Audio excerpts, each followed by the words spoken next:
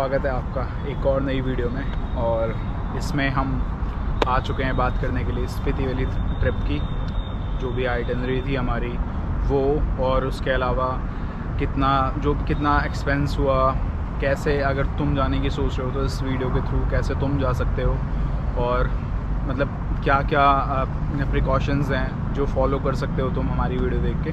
तो इस वीडियो में हम बात करने वाले हैं स्पीति वैली आइटनरी की बिल्कुल कम बजट में। तो अगर तुम स्पीति वैली जाने का प्लान कर रहे हो, ये अभी जो है बरसात वगैरह रुक चुकी है, तो अभी जो है वो मानसून वगैरह ठंडा हो चुका है बिल्कुल ही, और पहाड़ों में अब बारिश है नहीं।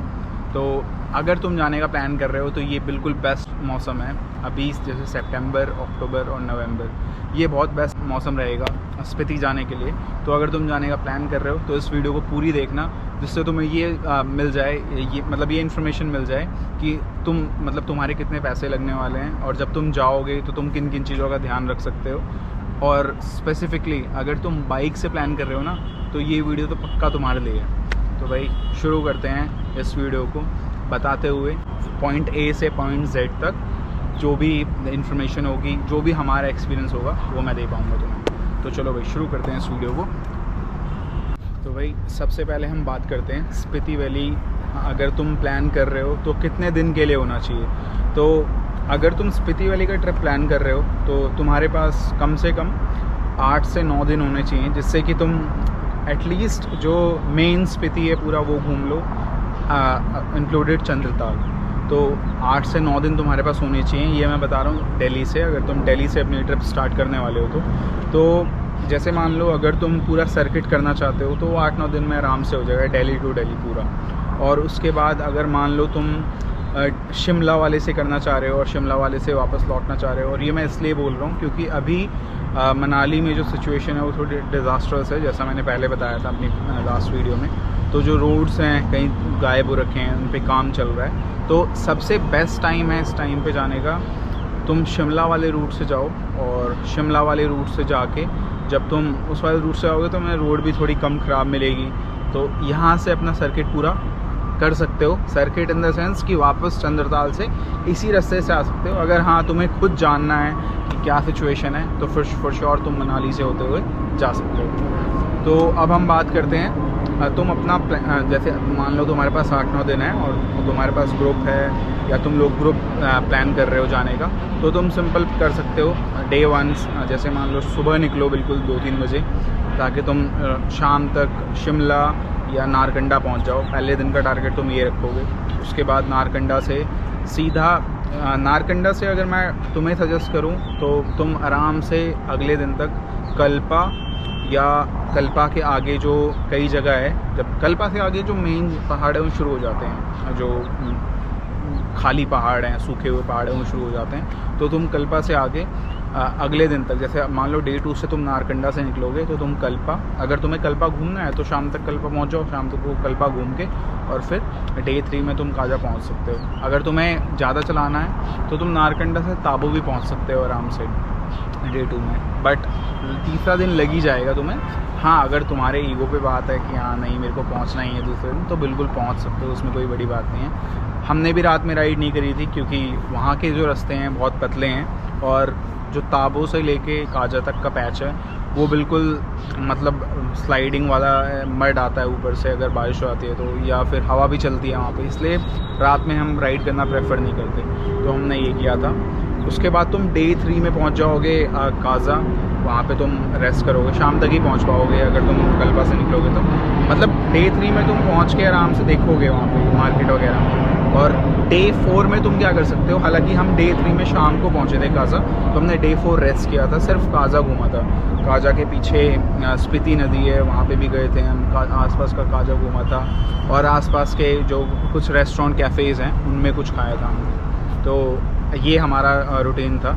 उसके बाद हमने क्या किया था, उसके बाद हम डे 4 हमने काजा घूमा था, डे 5 में हमने पूरा वो घूमा था स्पीति का, जैसे जो 4-5 विलेजेस हैं, अगर तुम्हें पता होगा तो।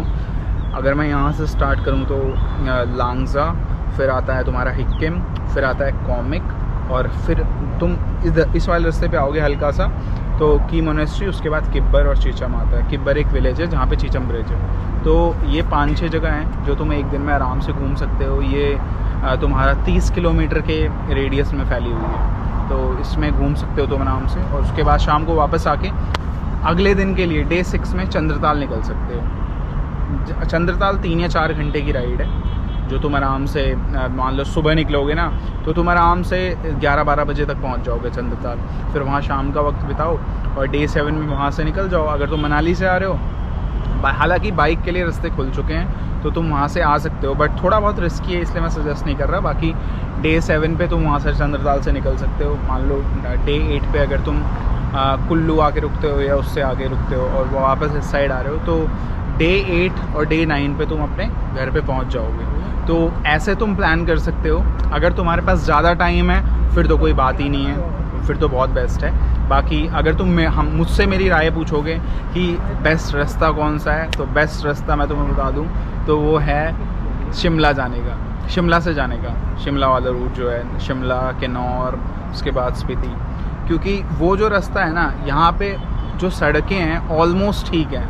इवन जो पूव विलेज आता है, कल्पा के बाद आता है पूव विलेज, थोड़ा आगे जाके, वहाँ तक भी अच्छी है। उसके बाद फिर एक लूप आता है खाबो लूप्स करके, वो भी बहुत अच्छा है। मतलब डबल लेन रोड्स हैं। तो बस ताबो तक सिंगल लेन है, हल्का फुल्का टूटा हुआ है। मतलब लद्दाख में कुछ जगहें हैं जैसे सरचू और पांग के बीच में लेह मनाली हाईवे है, वहाँ पे तो बहुत रोड ख़राब, गिट्टी वगैरह बिछी रहती है, तो वैसा नहीं है। तो ये तो है तुम्हारा मतलब ओवरऑल जो तुम्हारे डेज़ लगेंगे मिनिमम वो।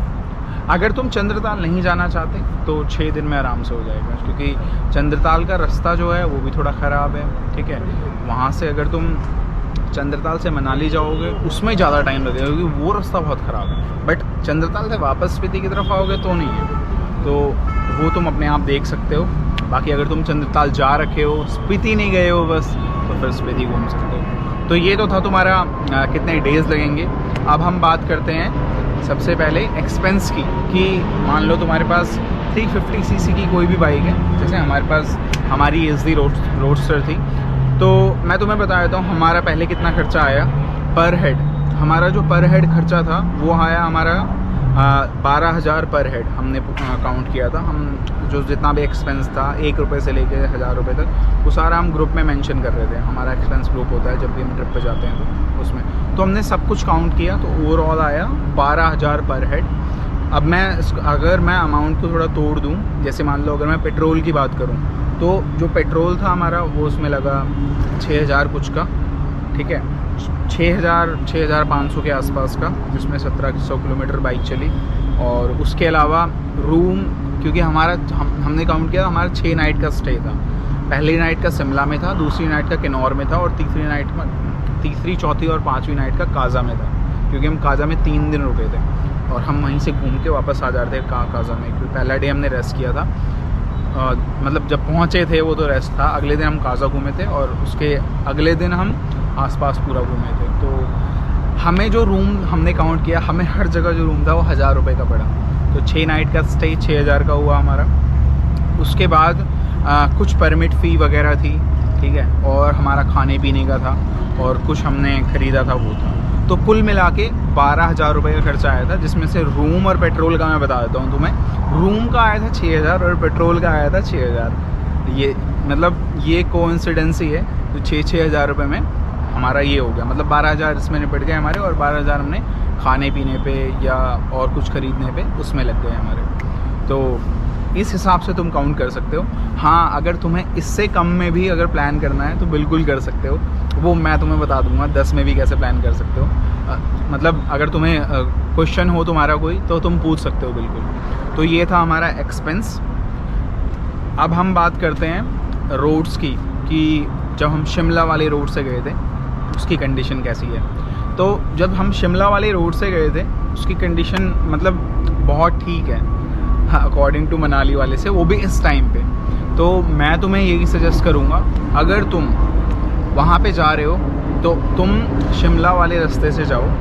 अगर तुम शिमला वाले रास्ते से जा रखे हो फिर भी तुम मनाली वाला रास्ता कवर करना है तो थोड़ा वेट करो, थोड़ा रास्ते को बन जाने दो, क्योंकि अभी अक्टूबर नवंबर तक तुम आराम से जा सकते हो, अभी सितंबर चल रहा है, ठीक है। बाकी जो नहीं गया है, जो फर्स्ट टाइम जा रहा है, मैं उसको सजेस्ट करूँगा कि वो शिमला वाले रूट से ही जाए। रोड बहुत अच्छी है, कोई भी दिक्कत नहीं होगी। और हमारी 350 सीसी बाइक है, तो हम 2 लोग गए थे, तुम्हारे पास भी है तो तुम भी जा सकते हो, 200 सीसी पे भी जा सकते हो तुम, क्योंकि हम लद्दाख 160 सीसी पे गए हैं। तो मैं बिल्कुल दावे के साथ कह सकता हूँ कि तुम 200 सीसी, बस तुम्हारी बाइक जो है वो एक फ्रेश कंडीशन में होनी चाहिए। फ्रेश कंडीशन मतलब टायर नए होने चाहिए बाइक के, चेन सेट में कोई दिक्कत नहीं होनी चाहिए, इंजन में कोई दिक्कत नहीं होनी चाहिए, सर्विस होनी चाहिए, मतलब ऐसे। तो ये है तुम्हारा रोड का और राउट का। बाकी अब तो हम तो पीक मॉनसून में गए थे, तो उस टाइम पे थोड़ी बहुत लैंडस्लाइड थी, बट हमारे लाइव में नहीं हुई, हल्की फुल्की हो रही थी, बट इस टाइम पे कुछ भी नहीं है। तुम बेशक प्लान कर सकते हो, और कोई भी अगर इंक्वायरी है तो तुम पूछ सकते हो। तो ये था हमारा रोड्स का। अब अगर मैं स्पीति की बात करूँ, सिर्फ स्पीति में रोड्स है वो भी लगभग ठीक है, अनलेस कि तुम चंद्रताल वाली रोड पे ना निकलो। जैसे मान लो अगर तुम यहाँ घूम रहे हो, अगर तुम मतलब तुम्हें देखना है रोड्स का, तो हमारी पीछे वाली वीडियोस देख सकते हो जो हमने डाल रखी है, चीचम ब्रिज के वहाँ की रोड की भी, की यूनिवर्सिटी की भी, लांगजा की, हिक्किम की। बस जो सबसे ख़राब एक रोड है वहाँ पे, हिक्किम से जब हम लांगजा आते हैं, हालांकि वहाँ 2 रास्ते जाते हैं, बट जो स्पेसिफिक है लांगजा टू हिक्किम एक रोड है 14 किलोमीटर का पैच, वो बहुत ख़राब है, तो उसको मत लेना। कॉमिक वाला रोड लेना, जिससे तुम फिर 2 किलोमीटर ही तुम्हें चलना पड़ेगा कच्चा। तो ये है। उसके अलावा स्पीति की रोड्स भी अच्छी है, कोई ख़राबी नहीं है रोड्स पे, तो आराम से घूम सकते हो स्पीति की रोड्स पे भी तुम। तो अब हम बात करते हैं रूम्स की। तो अगर मान लो आपको रूम चाहिए, ठीक है, हालांकि सारी डिटेल्स मैंने अपनी प्रीवियस वीडियोस में शेयर कर रखी है, पार्ट बाय पार्ट मैंने वीडियो डाल रखी है, जहाँ भी हमने स्टे किया तो वहाँ पे मैंने रूम्स की डिटेल्स मेंशन कर रखी है। बट स्टिल अगर तुम इस वीडियो को देख रहे हो और इस वीडियो से भी तुम्हें रूम की डिटेल्स चाहिए, तो मैं तुम्हें बहुत अच्छी जगह सजेस्ट कर सकता हूँ। जैसे हम अगर शिमला में रुके थे तो वहाँ बहुत अच्छे होटल में रुके थे, तो वो सेम प्राइस पे तुम्हें मिल जाएगा। बाकी स्पीति में जो हम काजा में रुके थे तो हमें 1000 रुपये का रूम मिला था, बहुत अच्छा रूम था। तुम हमारी पीछे वाली काजा की वीडियो में जाके देख सकते हो, अच्छा ठीक ठाक स्पेशियस रूम था, और पार्किंग भी थी उसके आगे, और मेन काजा मार्केट में था, सबसे बड़ी बात यह है। तो अगर तुम्हें रूम की इन्फॉर्मेशन चाहिए तो वो भी पूछ सकते हो। और अगर तुम्हें और किसी टाइप की भी इन्फॉर्मेशन चाहिए, जैसे मान लो अगर तुम स्पीति गाड़ी से भी जा रहे हो, ठीक है, और वहाँ तुम्हें बाइक रेंट लेनी है, या तुम किसी भी व्हीकल से जा रहे हो विदाउट बाइक और वहाँ तुम्हें बाइक रेंट लेनी है, उसके लिए भी वहाँ भी हम कॉन्टैक्ट नंबर लेके आए हैं उनसे, क्योंकि जो हमारा रूम था उसके बगल में ही बाइक रेंटल सर्विस थी वहाँ पे, तो वो भी तुम्हें बिल्कुल एक कॉमन रेट पे मिल जाएगी वहाँ से बाइक, अगर तुम्हें चाहिए हो तो ये डिटेल्स थी स्पीति की। और आइटनरी का मैंने बता ही दिया है कि तुम मतलब कितने दिन का प्लान करो जिससे तुम अच्छे से घूमो, और विदाउट उसका भी बता दिया है। अगर चंद्रताल नहीं जा रहे हो, दिन कम है तुम्हारे पास, तो 5-6 दिन में तुम आराम से घूम सकते हो पूरा स्पीति। और ये वाला जो मौसम है ये बहुत ठीक है इस टाइम पे, मतलब ज़्यादा कोई वो नहीं हो रहा है इसमें, इस मौसम में। बारिश तो बिल्कुल ही कम हो गई है, तुम देख रहे हो कितना शानदार मौसम हो रखा है जहाँ पे मैं खड़ा हूँ, और पहाड़ों पे भी नहीं हो रही है। तो ये मौसम तुम बेशक चूज़ कर सकते हो। जैसे एक बाइक पे तुम 2 लोग जा रहे हो, ठीक है, अब तुम 2 लोग जा रहे हो तो तुम्हें कैरी क्या करना है जिससे तुम्हारा वेट भी कम हो। तो हमने जो अपनी बाइक पे रैक लगवाया था, हमने इसी पर्पज़ से लगवाया था कि हम एक 55 या 60 लीटर का बैग लेंगे उसमें, क्योंकि वहाँ पे विंटर उस टाइम पे था नहीं, इस टाइम पे भी उतना नहीं होगा। तो तुम एक अपनी मोटी जैकेट रख लो, एक जैसे 2 लोग हो तो उसमें एक अपनी मोटी जैकेट रख लो, और अपने हिसाब से इतने कपड़े रख लो कि उस बैग में आ जाएँ। ठंड वहाँ पे अभी इस टाइम पे उतनी नहीं है, बट हाँ हो सकती है कभी, तो एक मोटी जैकेट रख के चलो और एक हल्का सा स्वेटर अंदर से, ताकि 2-3 चीज़ें एक साथ पहन लो।